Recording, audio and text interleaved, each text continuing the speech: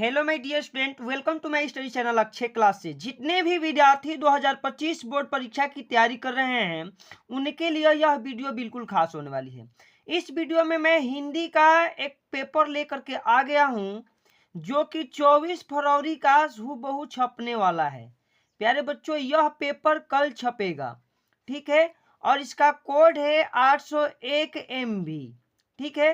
तो इस पेपर को पूरे 100% देख के जाइए, पूरे शुरू से अंत तक देख के जाइए ताकि 70 में 70 नंबर आप भी ला सको, ठीक है। साथ ही साथ ये भी मैं आपको तरीका बताऊंगा कि कौन सा ऐसा तरीका अपनाना है कॉपी लिखते समय ताकि आपका एक भी नंबर न कटे, एक भी नंबर एग्जामिनर न कटे, ठीक है प्यारे बच्चों। तो यह पेपर जो है एकदम वायरल पेपर है, इसको पूरे ध्यान से देखिएगा और एक एक बात समझिए, कॉपी लिखने का तरीका, निबंध लिखने का तरीका और साथ ही साथ कैसे इसको हल करके आना है ये भी आपको सीखना पड़ेगा, ठीक है प्यारे बच्चों। तो चलिए हम सबसे पहले करते क्या है, पेपर जैसे मिलेगा यहाँ आप अपना अनुक्रमांक भरिएगा और यहाँ पे अपना नाम भर दीजिएगा। उसके बाद समय जो मिलेगा प्यारे बच्चों वो 3 घंटे 15 मिनट के लिए मिलेगा। 3 घंटा में आपको पेपर करना है और 15 मिनट में पेपर से संबंधित जो इंस्ट्रक्शन है उसको पढ़िए। देखिए, प्रारंभ के 15 मिनट परीक्षार्थियों को प्रश्न पत्र के लिए निर्धारित हैं। प्रश्न पत्र पढ़ने के लिए 15 मिनट मिलेगा। यह जो पेपर है आपका 2 खंडों में रहेगा, खंड अ और खंड अ का उत्तर जो है प्यारे बच्चों आपको आ करके ऐसे ओएमआर शीट पर देना है, ठीक है। ओएमआर शीट वाली वीडियो मैंने अपने चैनल पर बनाई है, जा करके यहाँ से देख लीजिएगा, ठीक है। और खंड ब जो है, खंड ब जो विभाजित वाला प्रश्न है वर्णात्मक, उसका जो है उत्तर हम लिख करके आपको बताएंगे। पूरे कॉपी लिखने का भी तरीका हम अभी बता ही देते हैं, ठीक है। अब यही जो इंस्ट्रक्शन है सबको पढ़ लीजिए, एक एक करके आप लोग पढ़ लीजिएगा। अब हम लोग टाइम का जो है बचाएंगे अपना। अब यही पहला क्वेश्चन है कि बाबू गुलाब राय, देख रहे हैं ना प्यारे बच्चों, बाबू गुलाब राय किस युग के लेखक है? ये बहुत ही प्रसिद्ध क्वेश्चन है और कई बार पूछा गया है। तो यह शुक्ल युग के लेखक है। ऑप्शन सी प्यारे बच्चों बिल्कुल यहाँ से सही हो जाएगा, ऑप्शन सी बिल्कुल सही हो जाएगा। चिंतामणि किस विधा की रचना है? चिंतामणि किस विधा की रचना है? तो चिंतामणि जो प्यारे बच्चों है ना वह निबंध विधा की रचना है। इसका राइट आंसर ए हो जाएगा। अब गबन किसकी कृति है? गबन किसकी कृति है, यानी कि गबन के लेखक कौन है ये आपको बताना है। तो प्यारे बच्चों गबन के जो लेखक है वो मुंशी प्रेमचंद जी है। ऑप्शन ए बिल्कुल सही हो जाएगा, ठीक ना। अब चलिए 4 नंबर क्वेश्चन देखिए, शुक्ल युग की समयावधि है, शुक्ल युग की समयावधि कब से कब तक है ये आपको बताना है। तो शुक्ल युग की जो समयावधि होती है प्यारे बच्चों 19 से लेकर के 1938 तक होती है। ऑप्शन डी बिल्कुल सही हो जाएगा। आगे है कि नीड़ का निर्माण फिर किस विधा की रचना है, ये आपको बताना है। नीड़ का निर्माण किस विधा की रचना है? तो ये प्यारे बच्चों जो है ना आत्मकथा है। क्या है? आत्मकथा विधा की रचना है। ऑप्शन बी बिल्कुल सही हो जाएगा। अब चलिए हम लोग पढ़ते हैं 6 नंबर क्वेश्चन। प्रिय प्रवास किस युग की रचना है? प्रिय प्रवास किस युग की रचना है? इसका ऑप्शन हम लोग देख लेते हैं। ऑप्शन जब आप पेज जो है हटाइए, दूसरे तरफ प्यारे बच्चों देखिए, तो देखिए प्रिय प्रवास किस युग की रचना है? तो ये हो जाएगा द्विवेदी युग की। ऑप्शन ए बिल्कुल सही हो जाएगा, ठीक ना। अब चलिए प्रश्न 7 है, मधुशाला किसकी रचना है? मधुशाला किसकी रचना है? तो मधुशाला हरिवंश राय बच्चन की है। ऑप्शन सी प्यारे बच्चों बिल्कुल सही हो जाएगा। भारत भारती किसकी रचना है ये बताना है कि भारत भारती किसकी रचना है। तो भारत भारती जो है मैथिली शरण गुप्त की रचना है। ऑप्शन बी बिल्कुल यहाँ से सही हो जाएगा। अब 9 नंबर है, आधुनिक काल कब से कब तक होता है? तो आधुनिक काल प्यारे बच्चों जो होता है वह होता है 1883 ईस्वी से लेकर के अब तक के समय को आधुनिक काल कहते हैं, यानी कि ऑप्शन ए बिल्कुल सही हो जाएगा। 10 नंबर क्वेश्चन देखिए कि मतीराम किस युग के कवि है? तो मतीराम जो है रीति युग के कवि है। ऑप्शन डी यहां से बिल्कुल सही हो जाएगा, ठीक ना। चलिए अब 11 नंबर क्वेश्चन है ग्रामर से। हास्य रस का अस्थाई भाव होता है, तो हास्य का अस्थाई भाव प्यारे बच्चों हास होता है, यानी कि हंसी होता है। ऑप्शन सी बिल्कुल सही हो जाएगा। अब प्रश्न संख्या 12 है कि सोहत ओढ़े पीठ पट श्याम सुलोने गात मनो नील मणि शैल पर आतप प्रयोग प्रकाश। तो देखिए जहां पर भी मनो और जनो ये दोनों शब्द दिख जाए, और शब्द होते हैं मनहूं और एक शब्द होता है जनहूं, यहाँ ये कोई शब्द दिख जाए आपको तुरंत सोचना नहीं है, वहां उत्प्रेक्षा अलंकार लगा देना है। ठीक है, ऑप्शन जो है बी बिल्कुल सही हो जाएगा। अब रोला छंद में कुल कितने चरण होते हैं, ये पूछा जा रहा है कि रोला छंद में कुल कितने चरण होते हैं। तो रोला छंद में प्यारे बच्चों 4 चरण होते हैं। कितने चरण होते हैं? 4 चरण होते हैं। ऑप्शन सी बिल्कुल सही हो जाएगा। अब हम लोग आगे बढ़ते हैं।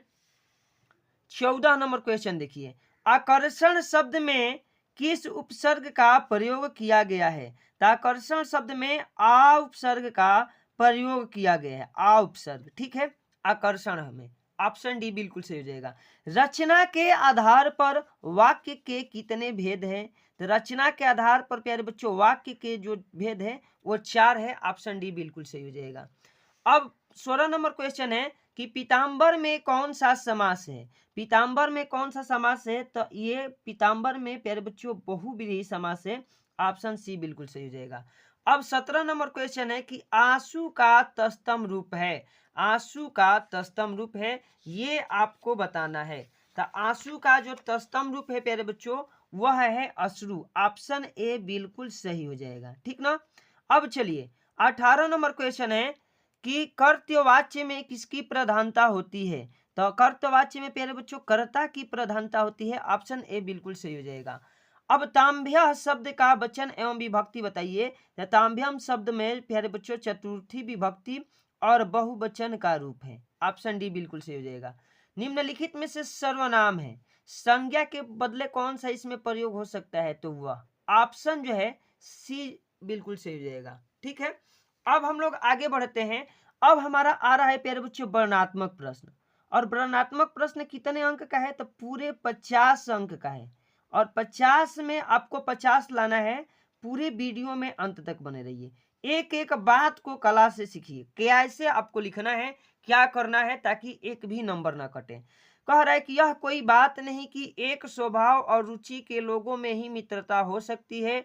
समाज में विभिन्नता देखकर लोग एक दूसरे की ओर आकर्षित होते हैं। जो गुण हम में नहीं है, हम चाहते हैं कि ऐसा कोई मित्र मिले जिसमें वे गुण हो।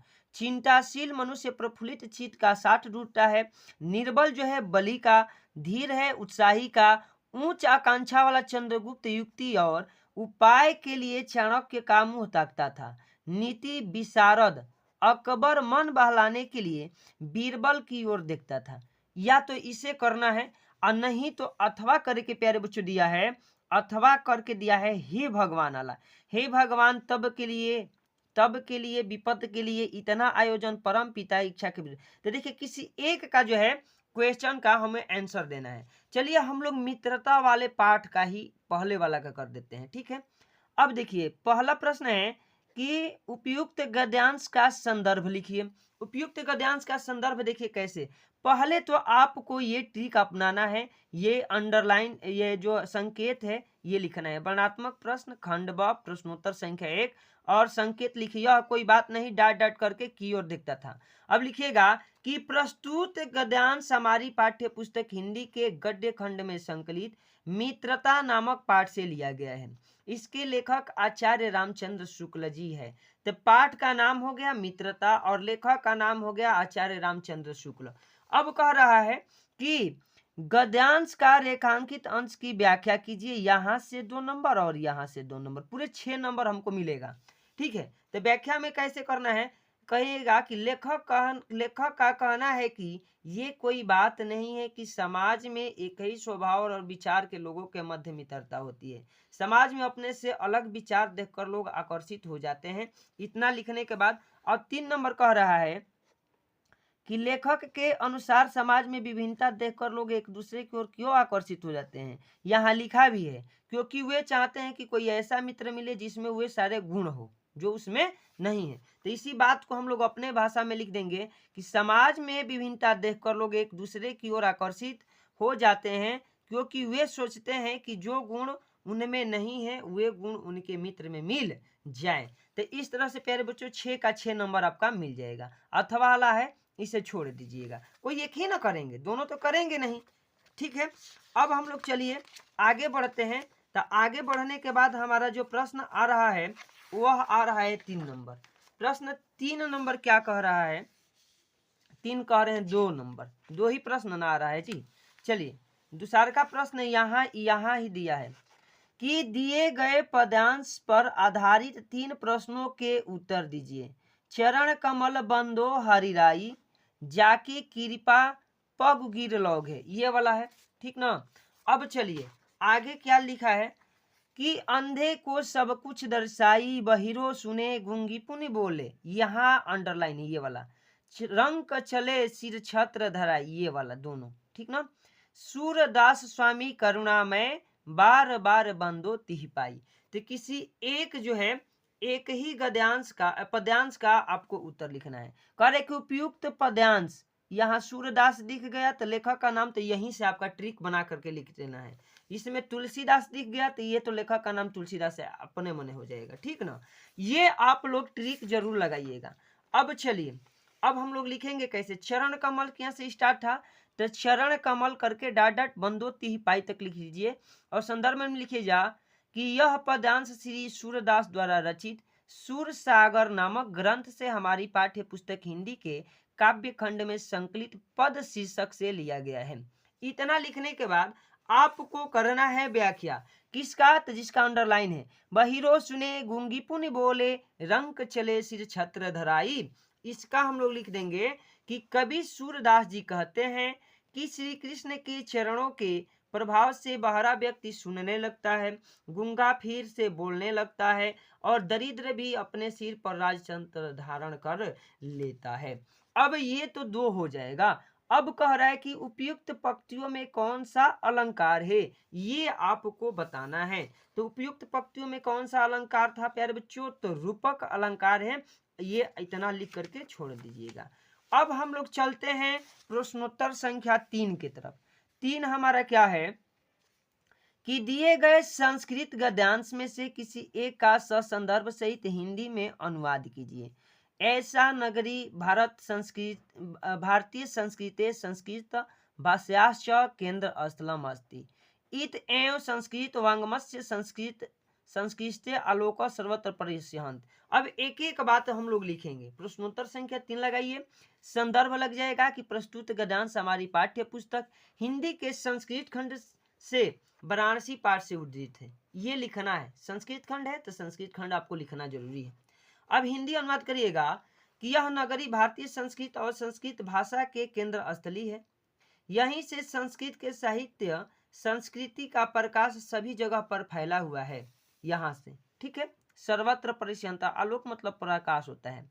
कह रहे कि मुंगल युवराज दारा सिकोह अत्रागत्य, मतलब मुंगल युवराज दारा सिकोह यहाँ आया था। भारतीय दर्शनम शास्त्राणाम अध्ययनम करोत, भारतीय दर्शन और शास्त्र के अध्ययन करने के लिए। स तेषा ज्ञानेन तथा प्रभावित अभवत यत्र तेन उपनिषदाम अनुवाद फारसी भाषायाम करत, वह उसके ज्ञान से यानी उपनिषदों के ज्ञान से इतना प्रभावित हो गया कि वह उनका अनुवाद पारसी भाषा में कराया। किसमें? पारसी भाषा में कराया। तो यही हम लोग लिख देंगे कि मुंगल युवराज दारा सिकोह ने यहाँ आकर भारतीय दर्शन शास्त्र का अध्ययन किया था। वह उनके ज्ञान से इतना प्रभावित हुआ कि उसने उपनिषदों का अनुवाद फारसी भाषा में करवाया था। इतना प्यारे बच्चों हो जाएगा तो बिल्कुल आपको नंबर मिल जाएगा, मैं इसका गारंटी लेता हूँ। अथवा करके दिया था कि मानव जीवन से संस्कृत अस्माकं पूर्वजा मानव जीवन से संस्कृत महानतम प्रयत्नम अकुर्वन्त, तो अस्माकं जीवन से संस्करणाय यान आचरान विचरान च अदर्शनन च सर्वम अस्माकं संस्कृति। 4 नंबर में हम लोग देखेंगे। देखिए, दिए गए संस्कृत पद्यांश में से किसी एक का संदर्भ सहित हिंदी में अनुवाद कीजिए। कह रहे मान हित्वा प्रियो भवत, क्रोध हित्वा न सोचत, काम हित्वार्थवांत भवंत, लोभ हित्वा सुखी भवेत। अथवा करके दिया है सर्वे भवंत सुखिनः सर्वे सन्तु निरामया, सर्वे भद्राणि पश्यन्तु माँ कश्चित दुख भाग भवेत, अथवा करके दिया है। तो चलिए हम अथवा का जो है लिख करके दिखाते हैं। अब देखिए जो ये वाला ट्रिक है ना, हमेशा हर क्वेश्चन में लग रहा है, गद्यांश और पद्यांश वाले में। यहाँ जो संकेत है लिखा गया है, सर्वे भवंत से लेकर के डाट डट कर गए दुख भाग भवेत तक दे दिए हैं, एग्जामिनर समझ जाएगा। अब देखिए संदर्भ में लिखना है कि प्रस्तुत पद्यांश हमारी पाठ्य पुस्तक हिंदी के संस्कृत खंड के भारतीय संस्कृति पाठ से लिया गया है।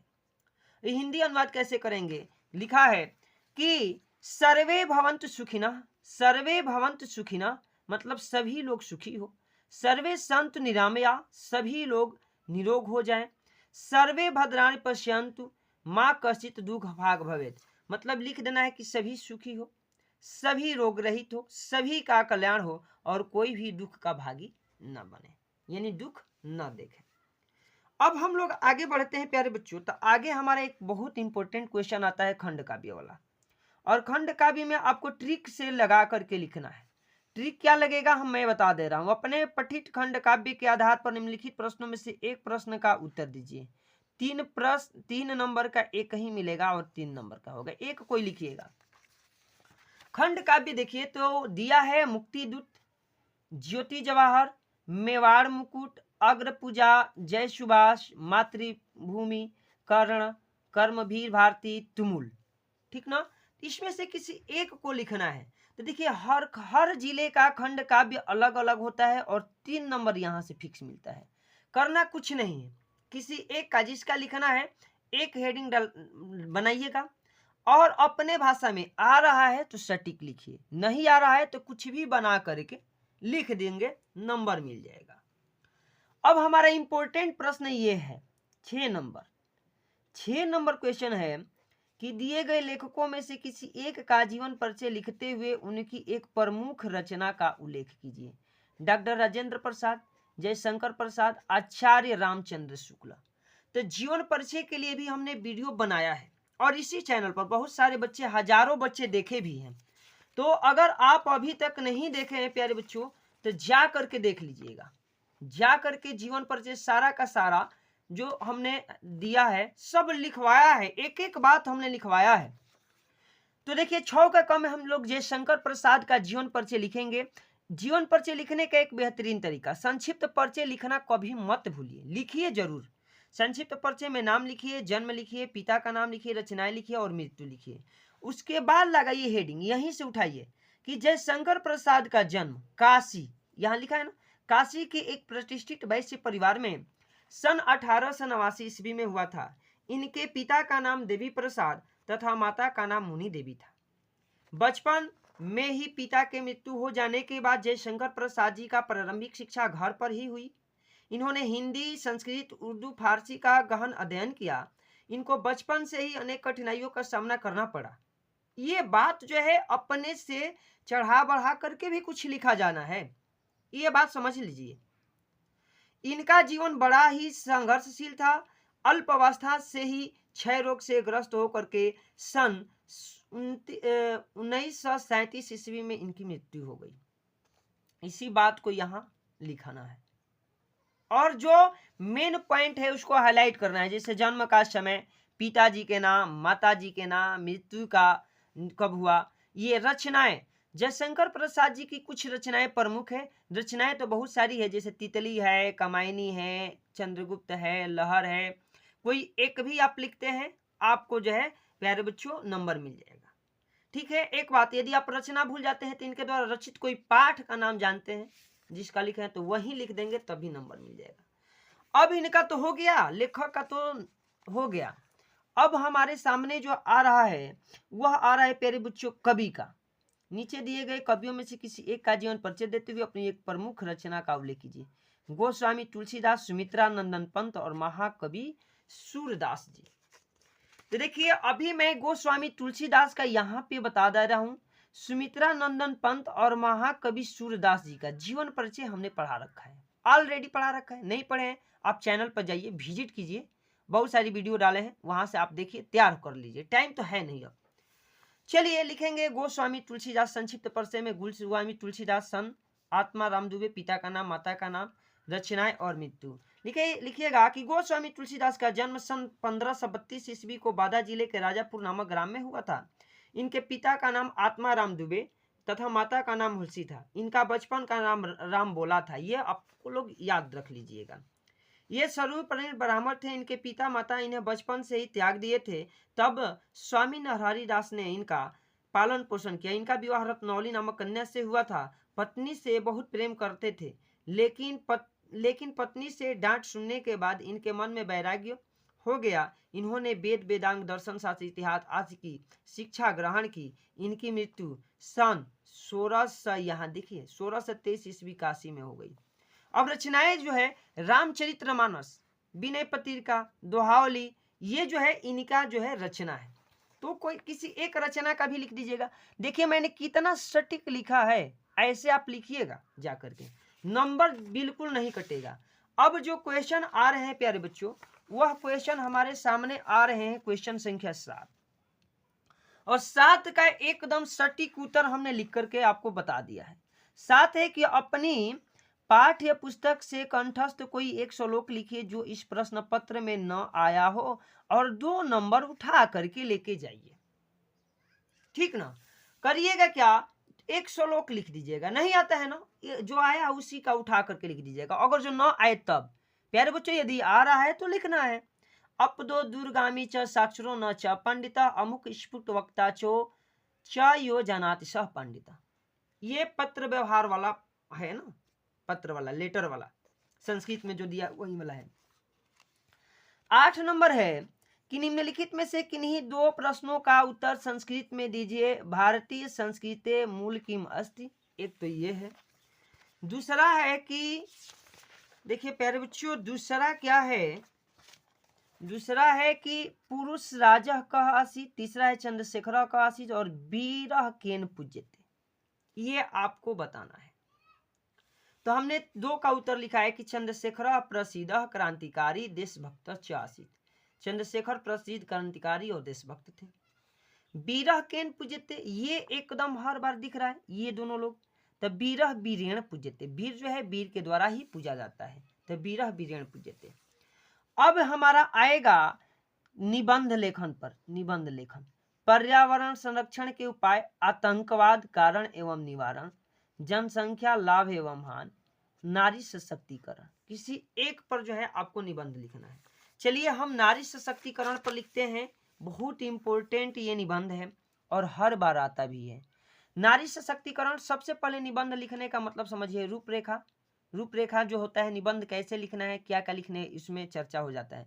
रूपरेखा, महिला सशक्तिकरण का अर्थ, महिलाओं की राष्ट्र निर्माण में भूमिका, महिला सशक्तिकरण के लाभ और उपसंहार। प्रस्तावना हेडिंग डालिए और लिखिए। हर हेडिंग में कम से कम 3-4 लाइन लिखेंगे, आपका निबंध में पूरा 9 में 9 मिल जाएगा। आज के आधुनिक समय में महिला सशक्तिकरण एक विशेष चर्चा का विषय है। अपने देश में उच्च स्तर की लैंगिक असमता है। नारी सशक्तिकरण का अर्थ तब समझ में आएगा जब उन्हें अच्छी शिक्षा दी जाएगी, उन्हें इस काबिल बनाया जाएगा कि वो हर क्षेत्र में स्वतंत्र होकर के फैसला ले सके। तो ये तो हो गया प्रस्तावना। अब प्रस्तावना के आगे लिखेंगे 2 नंबर हेडिंग लगा करके महिला सशक्तिकरण का अर्थ। लिखिएगा कि महिलाओं की सामाजिक स्वतंत्रता और आर्थिक स्थिति में सुधार लाना जो है महिला सशक्तिकरण है। 3 नंबर में लिखिएगा कि महिलाओं की राष्ट्र निर्माण में भूमिका। बदलते समय के साथ आधुनिक युग की नारी पढ़ लिख करके स्वतंत्र है, वह अपने अधिकारों के प्रति सजग है तथा स्वयं अपना निर्णय लेती है। अब वह 4 दीवारी से बाहर निकल करके आगे जो है लिखिएगा, 4 दीवारी से बाहर निकल करके देश के लिए विशेष महत्वपूर्ण कार्य करती है। आज महिलाएं पुरुषों के साथ कंधे में कंधा मिला करके बड़े से बड़े कार्य क्षेत्र में अपना महत्वपूर्ण योगदान दे रही है। फिर चाहे काम मजदूरी का हो, अंतरिक्ष में जाने का हो, महिलाएं अपनी योग्यता हर क्षेत्र में साबित कर रही हैं। चौथा हेडिंग लगाइएगा महिला सशक्तिकरण के लाभ। ऐसे ही एकदम सजा करके लिखा जाता है। महिला सशक्तिकरण के कारण महिलाओं की जिंदगी में बहुत से बदलाव हुए हैं। पहला, महिलाओं ने हर कार्य क्षेत्र में बढ़ चढ़ करके हिस्सा लेना शुरू कर दिया है। दूसरा लिखिएगा कि महिलाएं अपनी जिंदगी से जुड़ी निजी फैसले खुद कर ले रही है। पुरुष भी अब महिलाओं को समझने लगे हैं। उपसंहार ये एकदम इम्पोर्टेंट हेडिंग होता है। उपसंहार में लिखना है कि जिस तरह से भारत आज दुनिया का सबसे तेज आर्थिक तरक्की प्राप्त करने वाले देशों में शुमार हुआ है, उसे देखते हुए निकट भविष्य में भारत को महिला सशक्तिकरण का लक्ष्य प्राप्त करने का भी ध्यान करने की आवश्यकता है। आज की नारी हर क्षेत्र में सक्रिय हो चुकी है, यह एक सुखद संकेत है। लोगों की सोच बदल रही है, फिर भी वह इस दिशा में और भी प्रयास करने की जरूरत है। इतना लिख दीजिएगा। ठीक प्यारे बच्चों, अब हम लोग चलते हैं आगे। आगे चलेंगे तो अब हम लोग लिखेंगे निबंध। अब निबंध में प्यारे बच्चों क्या करना है, निबंध नहीं जी, निबंध तो हो गया। ये 10 नंबर है कि अपनी विशेष रुचियों का उल्लेख करते हुए अपने मित्रों को एक पत्र लिखिएगा। दूसरा है अथवा करके दिया है कि उत्तर मध्य रेलवे को शिकायती पत्र लिख करके लिखिए जिसमें टिकट निरीक्षक द्वारा किए गए व्यवहार का अभद्र उल्लेख हुआ हो। ठीक है, एक बात को ध्यान देना है। अब इसका जो है हम लोग पत्र लेखन में, जैसे एक है कि उत्तर मध्य रेलवे को शिकायती पत्र लिखना है, एक है विशेष रुचि का प्रयोग करके अपने मित्र को पत्र लिखना है। देखिए प्रश्नोत्तर संख्या 10, एक पेज का पत्र लिखा जाता है। 2 पेज 4 पेज लिखेंगे नंबर कट जाएगा। भाई 2-4 पेज का पत्र नहीं लिखा जाता है, पत्र सटीक लिखा जाता है। और लिखने का तरीका क्या है, देखिए मित्र को पत्र, हेडिंग लगाए हैं। ये हेडिंग से एग्जामिनर आपको पहचान जाएगा कि आप किस प्रकार के बालक हैं। सेवा यहाँ लिखिएगा, सेवा में। उसके बाद प्रिय मित्र, अपने मित्र का नाम लिखना जरूरी है यहाँ पे। ठीक है, अब विषय लिख दीजिएगा। मान लीजिए कि हम शादी में बुलाने हैं तो विशेष रुचि, अपना कोई रुचि दिखाइए, किस लिए बुला रहे हैं। अब यहाँ लिखिएगा कि प्रिय मित्र, मैं अविनाश कुमार आपको यह बताते हुए मुझे अत्यंत खुशी हो रही है कि, ठीक है, मेरी छोटी बहन एबीसी, अपनी बहन का नाम यहाँ लिखना है, अपनी बहन के काल्पनिक नाम ही लिखना है यहाँ, समझ जाइए, तय हो चुकी है, जिनकी शादी की तारीख 22 मार्च 2024 की है। अतः आपसे निवेदन है कि आप बहन की शादी में अवश्य पधारे। बैक डेट लिखा जाता है, आगे नहीं लिखना है, रियल ये होता नहीं है। सह धन्यवाद लिख करके अपना यहाँ पे नाम, अपना मोबाइल नंबर के जगह पर XYZ भर दो, ठीक ना, छोड़ दो। इस तरह से प्यारे बच्चों आप लोग देख पा रहे हैं कि ये MV कोड का पूरा मैंने सोल्यूशन करा दिया। तो अगर वीडियो अच्छी लगी है तो वीडियो को प्यारा सा लाइक कीजिए। हमारे चैनल पर पहली बार विजिट किए हैं तो अक्षय क्लासेज को सब्सक्राइब कर लीजिए।